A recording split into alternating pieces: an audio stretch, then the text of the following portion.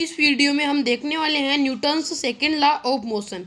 Newton का first law हमने इससे पहले वाली वीडियो में देख लिया था और मैंने उसमें बहुत अच्छे से समझाया था। इस वीडियो में हम सेकेंड लॉ देखेंगे और इससे जो नेक्स्ट वीडियो आएगी उसमें थर्ड लॉ देखेंगे। तो देखते हैं Newton second law of motion होता क्या है। न्यूटन एक साइंटिस्ट थे जिनका पूरा नाम था इसाक न्यूटन, और जिन्होंने जो लॉ थे, कौन कौन से लॉज दिए थे उन्होंने एक तो न्यूटन्स के लॉज दिए थे, ग्रेविटेशन के लॉज दिए थे और भी बहुत लॉज दिए थे। प्लेनेटरी मोशन का तो अपनी कीपलर ने दिया था। इन्होंने लॉज ऑफ मोशन के साथ साथ लॉज ऑफ ग्रेविटेशन भी दिए थे। पूरा नाम क्या था इनका पूरा नाम था इसाक न्यूटन। अब देखते हैं सेकेंड लॉ ऑफ मोशन इन्होंने क्या दिया था। अपना सेकेंड लॉ ऑफ मोशन क्या है कि rate of change of momentum of a body is directly proportional to the applied force and takes place in the direction in which the force acts। यहाँ पर एक अपना जो वर्ड है वो आया है प्रोपोर्शनल। क्या आया है? प्रोपोर्शनल। प्रोपोर्शनल का साइन होता है ये, ऐसा पढ़ा होगा आपने, रोंग का साइन, ठीक है, इसको बोलते हैं प्रोपोर्शनल साइन।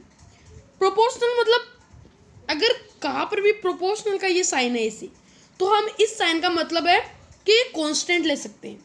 नहीं समझे? बात करते हैं हम एक बार, देखो अगर हम बात करें एक बार, distance is equal to speed into के अंदर टाइम, ठीक है। तो अगर मैं लिखूँ distance is proportional to S T, यानी कि स्पीड इनटू टाइम, मैं ऐसे भी लिख सकता हूँ इसको, डिस्टेंस इज इक्वल टू के इंटू एस इंटू टी। अब भाई क्या कहाँ से आ गया? जो अपना यहाँ पे प्रोपोर्शनल है उसको मैंने ले लिया के मतलब यहाँ पे ले लिया मैंने कांस्टेंट, प्रोपोर्शनल का साइन हटा के ले लिया, ठीक है। और अगर मैं बात करूँ इस के को, मैं के का मतलब क्या है? कांस्टेंट है, लूँ तो मेरी मर्जी, नहीं लूँ तो नहीं मेरी मर्जी। D is equal to S into two T. के कहाँ पर गया? क्योंकि के हमारा था क्या? कांस्टेंट।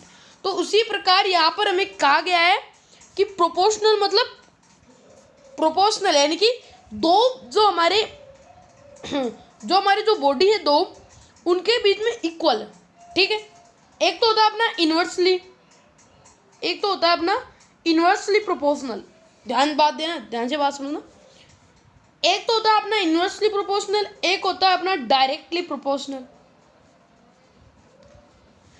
तो rate of change of momentum है किसी भी बॉडी की, वो यहाँ पर डायरेक्टली प्रोपोर्शनल है, ठीक है। क्या है यहाँ पे? Directly proportional. अब समझाता हूँ यहाँ पे डायरेक्टली प्रोपोर्शनल का मतलब क्या है। डायरेक्टली प्रोपोर्शनल का मतलब अगर कोई भी बॉडी का मास अगर बढ़ रहा है, ठीक है, तो उसकी स्पीड भी बढ़ेगी।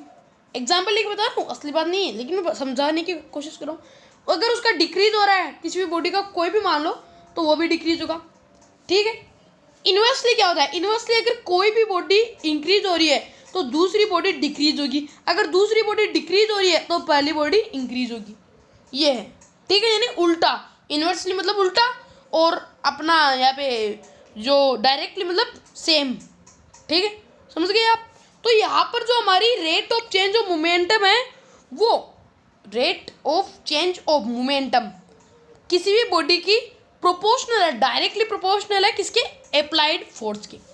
यानी कि अगर हमारा मोमेंटम की बात करें, momentum is directly proportional to the force. समझ में आ गया?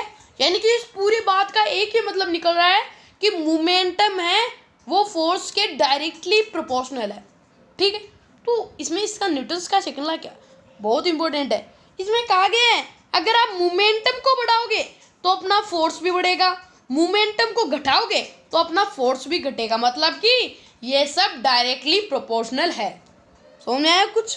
ओके। मेन बात इसमें क्या है, सबसे यहाँ पर इतनी रामायण लिखनी है, इतनी रामायण लिखी है, इसका मतलब बस इतना ही है कि momentum is directly proportional to the force, यानी applied force, and takes place in the direction in which the force acts. ये तो याद रखना ही है आपको, लेकिन इसकी में समझने वाली बात क्या है कि momentum is directly proportional to the force. समझ गए ना आप? ठीक है। एक छोटी सी बात और बता दूं आपको इसी के साथ।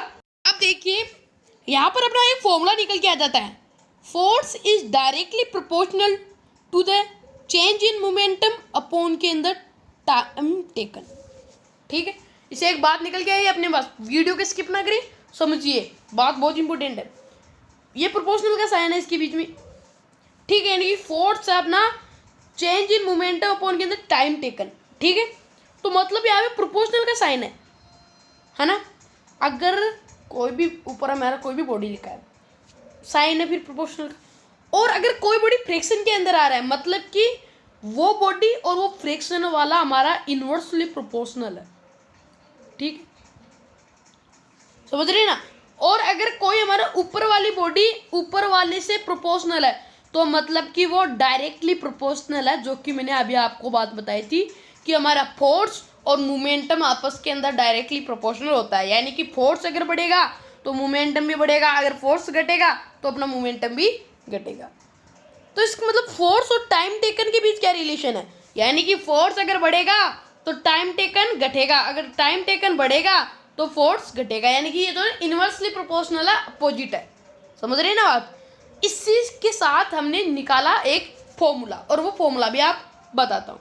अपना फॉर्मूला आता है force is equal to M into A, निकल के आ जाता है, ठीक है। अब एग्जाम में बहुत बार पूछ भी लिया जाता है कि आपका ये फॉर्मूला आया किसी, force is equal to M into A. तो अगर आपको बताना है, यानी कि आपको जानना है कि क्यों आया, आपकी बुक में से इसे दिया हुआ है, लेकिन एग्जाम में कभी भी पूछ लेता है, तो आपको एक इजी मेथड बताऊंगा। इस वीडियो में तो नहीं बता सकता क्योंकि Newton third law second law पढ़ रहे हैं हम, तो केवल न्यूटन वाले लॉ के बारे में ही बताऊंगा।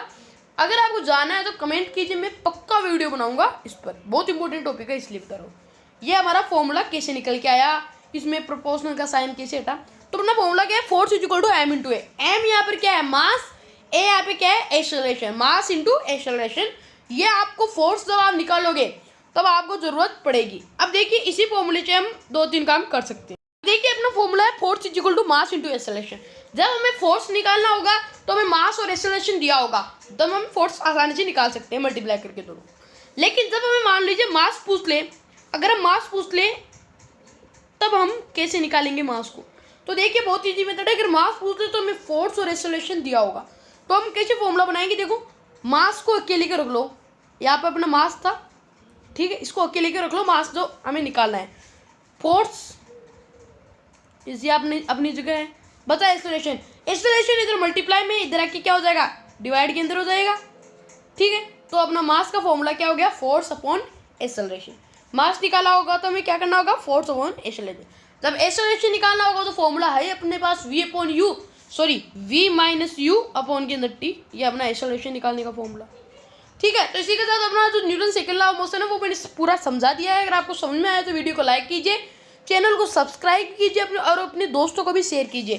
Thanks for watching my video.